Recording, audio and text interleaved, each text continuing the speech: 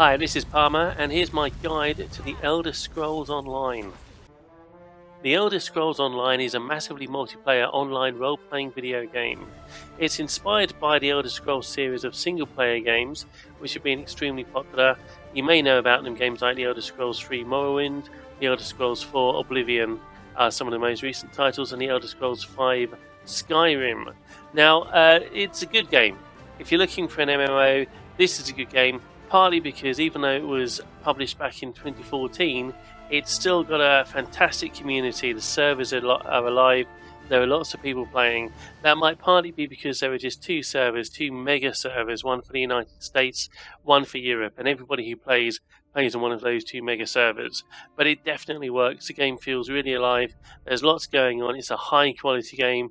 If you're looking for an MMO and you haven't tried this one yet, The Elder Scrolls Online is definitely worth playing. Now, one of the most interesting features of the game is that players can always play together whichever level they are. The game does have levels like a traditional MMO. You get up to 50, and then after that there's something called champion points, so it's sort of 50 plus a certain number of champion points. And if you've played other MMOs but you haven't played this one, this may sound kind of hard to believe, but actually whatever level you are, you can play with anybody else and you can go anywhere in the game world. And the way they do this is that the monsters that you face appear to you to be your level.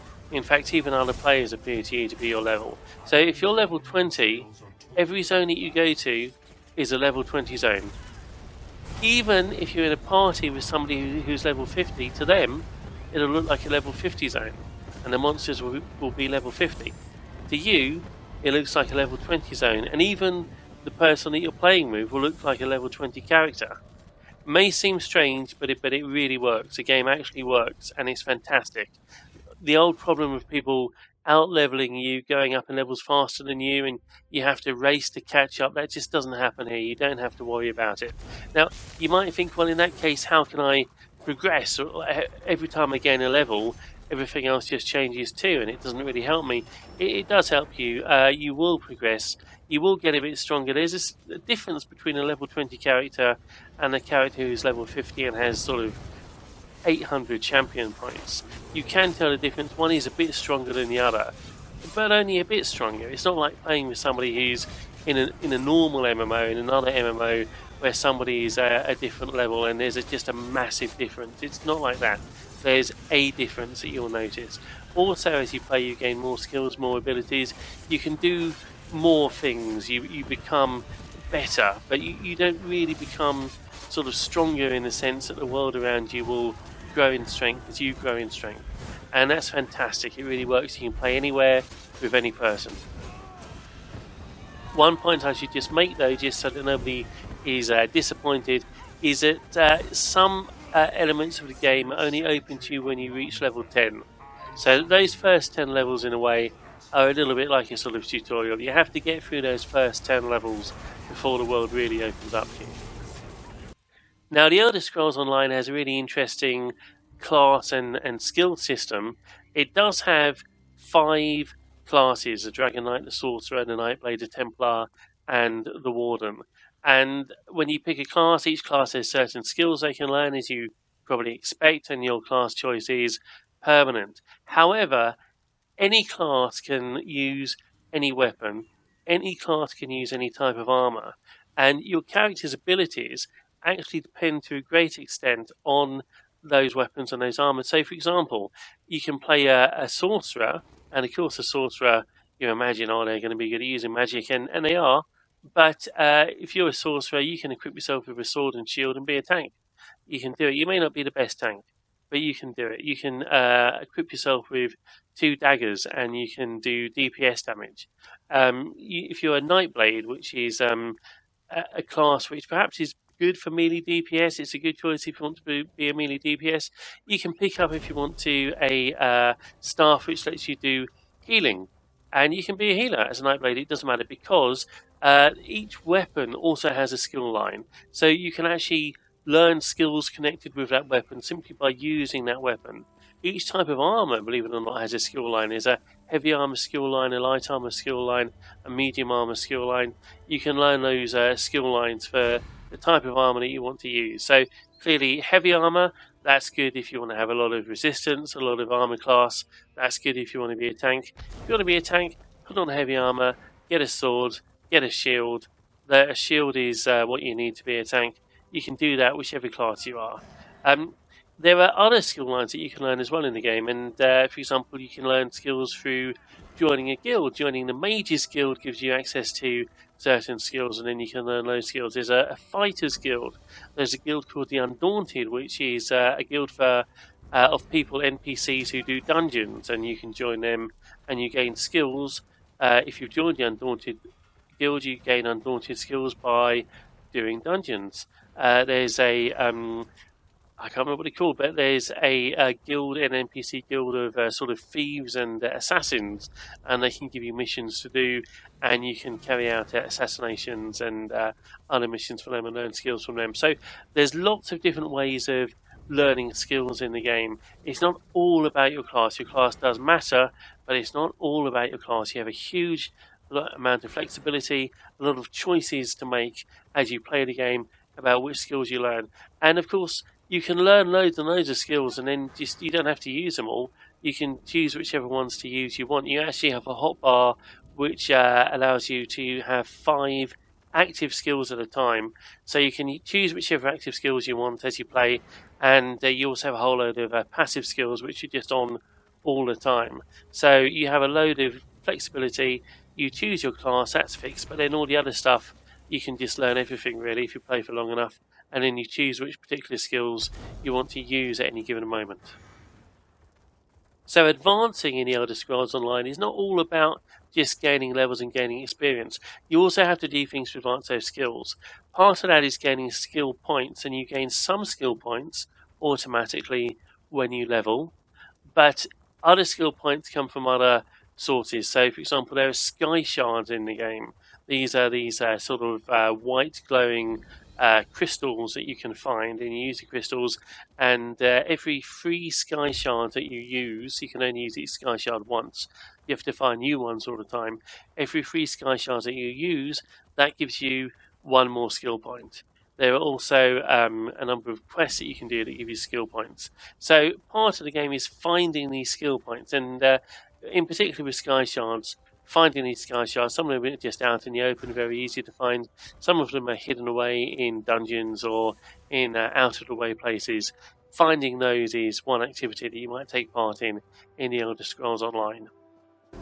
Now, there's a huge amount of content in the Elder Scrolls Online, a lot of things to do in terms of PvE, player versus environment. So there's a load of quests you can do. Quests all over the place, they're fantastic, lots of voice acting. Really well done, really professional. This whole game has had a lot of money spent on it. It looks flashy. It's a proper, what people call a AAA title. Lots of quests to do. Then there are sort of public quests which are called dolmens, which are these places in the world where monsters will suddenly spawn, and a whole load of monsters will spawn. If you kill them all, then a boss will spawn. If you kill the boss, then a chest will appear with some loot and you get experience and so on. And those are too big for one person to do, probably even for 2 people to do alone. You need a group of people. It doesn't have to be a large group, but sometimes you find that there is a large group. Players cluster around these dolmens. And the great thing about this game is that it's really easy to work with other people. If you're attacking something and another person comes along and starts killing it, you don't lose anything. You don't lose any XP. You don't lose any loot. It's fantastic. If they want to help you, let them help you. You both get the credit for it. That's fantastic. So in this game, you got quests, you got the dolmens, you have things called delves, which are like very small dungeons. A delve is a small dungeon which one person can do, or 2 people might be good. One person can do it, but it's hard. If you've got a friend, you can do the 2 of you, then that will be a bit easier. You can do a delve. They have small dungeons, they got some trash mobs, they've probably got a sky shard in them to get some skill points, and they have one boss mob in each delve. Then you have the dungeons. There are open dungeons in the world, and you just walk into those, and have a number of bosses. The bosses respawn. They tend to be quite big spawning places. They tend to have a sort of main boss towards the end, which is a a group event where you need to have a group of people probably to do it. And then you have the instant dungeons, the private dungeons, where you need a group of 4 people. It has to be a group of 4 in order to take part in these. And there's quite a nice grouping system where you just press P on your keyboard. The group GUI graphical user interface opens up, and you just say, yeah, I want to go to a random dungeon, or maybe you can choose a dungeon, say I want to go there, and you choose your role, which is tank, healer, or DPS, and the game will find you a group. The game finds you a group of people. It's really nice. You have a long wait if you're a DPS, I'm afraid. Well, along maybe 10 or 15 minutes. If you're a tank, you'll find it as soon as you queue up. A group appears automatically because there aren't enough tanks, so too many DPS. So tanks don't have to wait; they get a group immediately. So those are just some of the things you can do in the game world in terms of PvE. Now the game also has PvP, and when you first start the game, you'll be invited to choose a faction that you want to belong to. Your faction also affects the races that are available to you. Your faction makes no difference in PvE. You can join a guild with lots of players from different factions. You can join a party with players from different factions. But in PvP, your faction does make a difference. There's no open world PvP in this game. You're not going to get killed by another player when you are out just in the game world or doing whatever in a dungeon or whatever. That can't happen. There's a massive zone in the game called Cimmeral, where there's a sort of permanent war and a permanent sort of game taking place, which involves the 3 factions fighting over land. You capture keeps and you capture smaller settlements around the keeps, things like farms and lumber mills and so on, and you can expand the territory that you own. You can lose territory, of course, and that's just permanently happening 24 hours a day. That war is taking place. There's also some PvE elements actually in Cimmeral, in the war zone. There are delves to go to and get skill shards, so you can go in there and ignore the war and just do PvE stuff. But obviously, it's possible in this one zone to be killed by other players while you're doing PvE. The other type of PvP is arenas. I've got to be honest with you, I don't like arenas, but some people do. They're sort of small little zones where you have groups of, I think it's 4 people for each faction, 3 groups, and you play games like sort of capture the flag or whatever. I'm a bit vague on this, I don't like it, but if you've played arenas and other MMOs, it's the same sort of thing. You know, it's not that different. And as with everything else in Elder Scrolls Online, even though I don't like it, I complain. It's very well done. This is a AAA game. It's a high quality game. They spent a lot of money on it, and everything works, and it's pretty good. So it's got PvP in this game if you want it. If you don't want it, you can just ignore it. Combat is interesting in the Elder Scrolls Online. It's quite fast-paced. There's no tab targeting. You face in the direction of whatever you want to attack, and you attack it. And there can be a lot of movement involved. It can be quite hard when you're fighting a boss mob in a dungeon. You can't just stand in one place and you just use your skills. You have to move around. You have to be aware of what's going on. So combat is pretty good. So you can slot 5 active abilities on your skill bar. Only 5, and it's quite limiting. It seemed limiting at first, although you get used to it, of course. You can choose 5 abilities. You probably have loads of abilities to choose from. Even when you first start playing the game, it won't be long before you have lots of abilities to choose from, by which I mean, more than 5. And once you've been playing for a long time, you really will have loads. So you choose which abilities to put on your hotbar. You've got 5 active abilities. So all of those active abilities are going to use either stamina or magicka. Magicka is mana, it's your magical power. And that's really important in this game. Your character has stamina, they have magicka, and as you fight, you're going to use them up. Possibly, depending on the way you put your character, you might only use 1 up. You might be somebody who only uses stamina. You might be somebody who only uses magicka. You might use a bit of both, but you're going to use up your stamina or your magicka as you use your abilities. So, a big part of combat is balancing your stamina and magicka, is conserving it, making good use of it. You can also do a light attack, which doesn't use any stamina or magicka, and that simply involves pressing, if you're using a keyboard and mouse, the left mouse button. And you can do a heavy attack, and this is important. If you press the left mouse button and hold it down, a heavy attack will do more damage. It takes longer, there's a longer animation, and the good thing about it is using your heavy attack, you restore stamina or magicka if you hit your enemy. So you use your abilities to use up stamina and magicka. You can use your light attack just to get some hits in, which makes no difference to your stamina and magicka pool, and you can use a heavy attack to recharge your stamina and magicka. And balancing all of that, getting that right, is an important part of combat. Now, there's a bit more. If you hold down, I'm talking about the PC here, that's what I use. If you hold down your right mouse button, then you block. And this is really important if you're a tank, because it means that you hold up your shield. And a tank, or anybody who's got a shield, if you have a shield, holding it up will mean you do a lot less, you receive a lot less damage. But it's also important for other classes, and by the way, I play a tank in this game. If you're going to play a DPS, be aware of this. You should block sometimes. If there's something hitting you, don't just run around like a mad person and hope that it's going to somehow leave you alone because you're running in a circle. Stay still, block. You can block even if you're using a magic staff, it still works. You'll take less damage and hopefully your tank will come and save you, or even better, just kill it before it kills you, so your tank doesn't have to worry about you. Just kill the thing that's killing you, that'd be even better. But don't run around in a circle. Anybody can block. Now, you will see enemies sometimes do an animation where sort of white sparks come out of them. It looks like there were these white sparks coming out of their weapon. And that means that they're about to do a really devastating special move.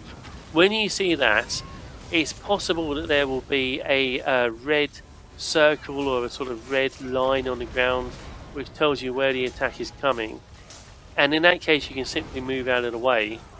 But if you can't move out of the way for whatever reason, or if there's no red mark on the ground, if it's just that your enemy is just going to smash you one, that's when you want to block. Block when you see that animation, when you see that white spot coming out of the enemy.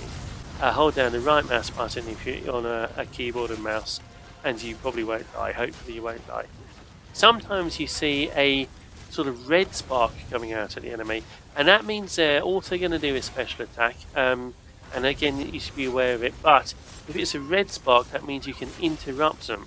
So you do that by holding down the right mouse button and then pressing the left mouse button, and that will mean your character blocks, but then does a sort of animation where if they're holding a shield, for example, they'll push their shield at the enemy and they'll do a shield bash. Or if you're blocking with another weapon, which you can do, you can block with any weapon. If it's a staff, you're using a staff to block, you'll sort of bash the enemy with your staff. Instead of casting a spell with it, you bash the enemy with it. So that's the right mouse button to block, and then use the left mouse button as well, which is your attack button, so you're blocking and attacking at the same time. That means that you're going to bash your enemy, and that will interrupt the enemy if they're casting a spell or an ability which is interruptible, and you should do that. So I mentioned just now these sort of red circles on the ground. If you're fighting against a boss, you're going to see loads of these, loads of stuff happening on the ground, loads of stuff to avoid. So that's why you need to move around. A lot of the boss battles in the dungeons, some of them at least, are quite heavily scripted. Certainly the newer dungeons that have been introduced by the developers have got a lot of scripting. They're quite exciting, there's lots of things you need to do. They're hard, they're challenging, and that's pretty good. So combat in ESO is good. And by the way, if by any chance you played the game a long time ago, and I played this in, I was in beta for this, it's loads better than it was in beta. They've improved the game, it's much better now. Combat is much better now than it used to be. So there you go, that's combat in ESO. Now, crafting in ESO is important, although, as with most MMOs, if you don't want to craft, you don't really have to. First of all, before I say anything else, a word of warning. This game, you have to pay for the game, but then you can play for free, and they have an optional subscription. I don't know what they call it. Premium. Oh no, ESO Plus. ESO Plus is what they call it. Basically, a subscription. Now, you don't need ESO Plus. You can play for free. except if you're going to craft, I strongly recommend if you want to craft, you pay your subscription, you get ESO Plus. I'll tell you why.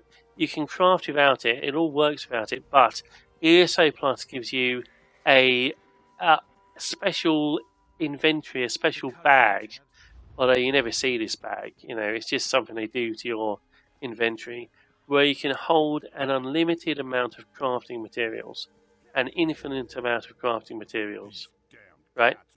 If you don't have this special bag, if you don't have a subscription, then your crafting materials just go into your inventory, and there's loads of them, there's loads, and your inventory will get full up. And basically, you just can't do it. I mean, in theory, you can. There'll be somebody saying, well, I craft and I don't have ESO Plus, I don't pay anything. Good for you. I just promise you, if you're a normal person, you just can't do it. It's just too hard. You'll have to micromanage your inventory. You'll constantly be running out of inventory space. So anyway, if you want to craft, I strongly recommend you get ESO Plus. And that means you have to pay. So crafting is pretty much what you've seen in other games. You gather materials and you go to a crafting station and you make things.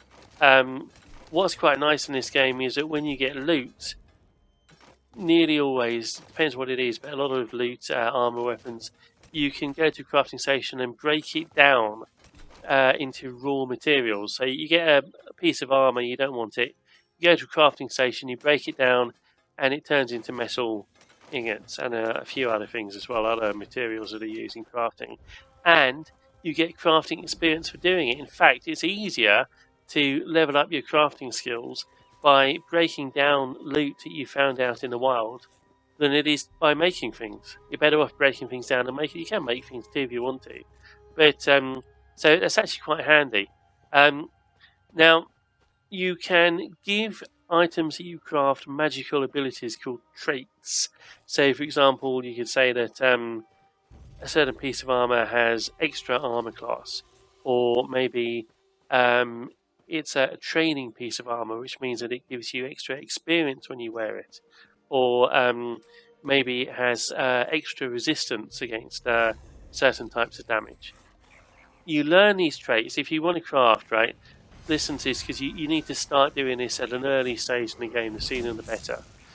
You find a piece of armor or a weapon or jewelry, whatever it is, with the trait you want to learn, and you can buy that from another player, or you can find it in a dungeon or whatever. With the trait you want to learn, you go to a crafting station, you choose research, and then you can use the armor that you've got, or the weapon, whatever that you've got, to learn the particular magical trait that weapon has, or that equipment has. The equipment is destroyed, but you've learned the trait, so you can make it yourself. So that's what you need to do to learn traits. The reason I say start early is when you learn the first trait for any given item, so that might be a sword, a dagger, whatever. The first trait on a sword is really easy. I don't know how long it takes, half an hour or something. It's really quick. The second one takes longer. The third one takes longer. The fourth one takes longer. Eventually, you'll find that learning a new trait takes like a week. Only for an item where you've already learnt loads of traits. So if you have learnt like 6 traits on a sword, learning a 7th trait will take you ages. But if you haven't learnt any traits for a magic staff, a restoration staff, which is a healing staff, you can still learn a trait for a healing staff, and it will take you half an hour. So it's by each item. Now, there are special crafting stations, not in the towns and cities, but out in the wild, which you can find, where you can make armor with extra special abilities. These are sets, very similar to what you might find in dungeons. So you can craft an armor set where if you have like one bit of the set, you get some extra hit points. If you have a second bit of the set, you get some extra stamina points. And if you have 5 pieces from the same set, you get a special ability, like maybe you, whenever an enemy attacks you, there's a 10% chance that you will have a magical damage shield will appear and protect you from damage. But you need to have all 5 pieces. But that's okay, because you can make all 5 pieces. But in order to make these special pieces that you can craft, you need to be a skilled craftsman. And the way the game measures whether you're a skilled craftsman is how many traits you've learnt. So as I said, with any item you can learn traits for that item. And it takes time to learn the traits. And so if you've learnt 5 or 6 traits, you might find, there's a special crafting station where I'm now able, because I've learnt 5 or 6 traits for this particular type of equipment, I can now make a special extra magical version of this type of equipment. And if you learn 7 traits, then there'll be another crafting station where you can make an even better version. And if you've learned 8 traits, there'll be another crafting station where you can make an even better version. Now, if it all sounds a bit complicated, what I'm trying to tell you is, when you do your crafting, when you start off as a crafter, you need to do research. That's what I'm saying. You do research. You get a piece of armor, a weapon, or jewelry which has a magical trait. You go to a crafting station and you say, I want to use this piece of loot that I found somewhere to learn the trait that this thing has. And once you've learned the trait, you can then make magical items with that same trait. And when you learn lots of traits, you can make extra special, super magical items. So that's what you want to do.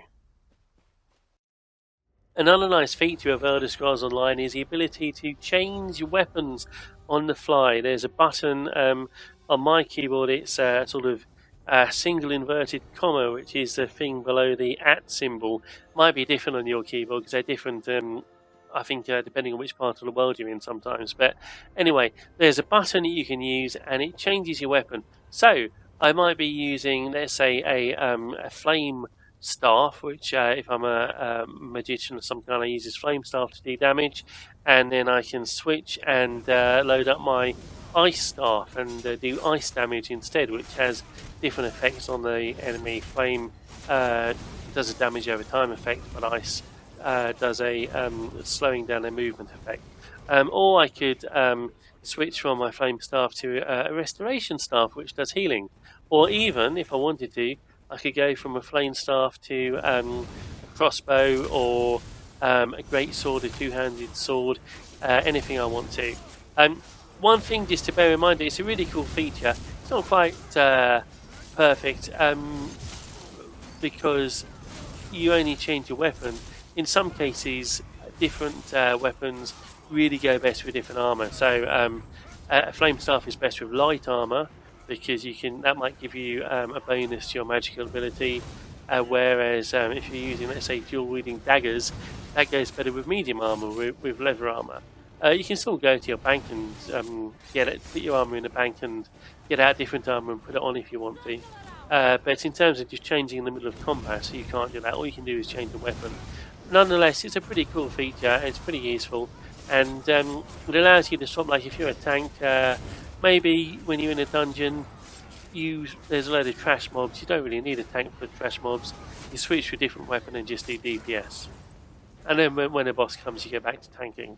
Maybe, possibly. It's up to you. You can play that way if you want to.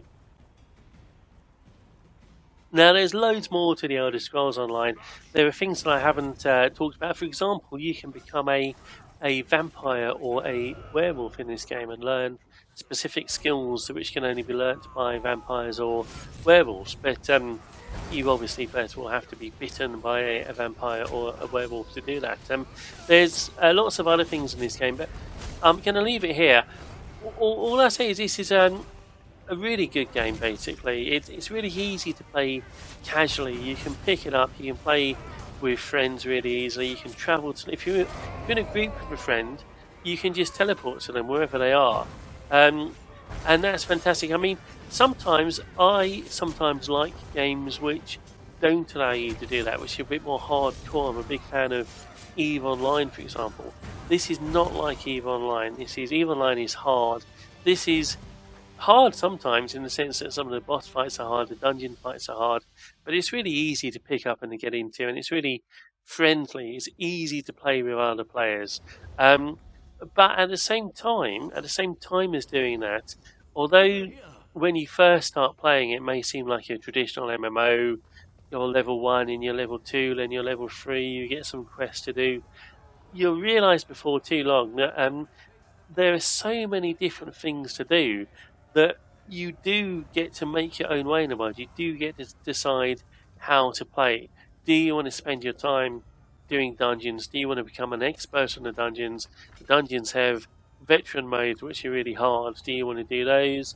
Or do you want to wander around the world and collect all the sky shrine, all the sky shards, and get as many skill points as you can? Do you want to really get deep into the crafting and the economic side of the game? Because it's such a massive world and because there are so many things going on, it's a mixture between what people would call a theme park game. It starts off looking like what people call a theme park game. That's a game like sort of World of Warcraft, but then it turns out it actually has quite a lot of sandbox elements. People talk about sandbox games. That's a game a bit like EVE Online, where you can choose what you want to do and the game isn't telling you what to do. Actually, ESO is a bit of a sandbox, but it doesn't seem that way at first. It doesn't feel that way. It's really easy to get into and to get started on, which is unusual for sandbox games. So, yeah, that's the end of this guide. I hope you enjoyed it. Please leave a like if you did enjoy it, or leave a comment. Tell me what you think. Tell me what I've missed out. If you're a veteran ESO player, tell me what I've missed out, and other people reading the comments can see your comment, and maybe that will help them. And you might even subscribe if you really liked the video and want to hear more of my films. Please subscribe. My name's Palmer. Thank you very much indeed for listening.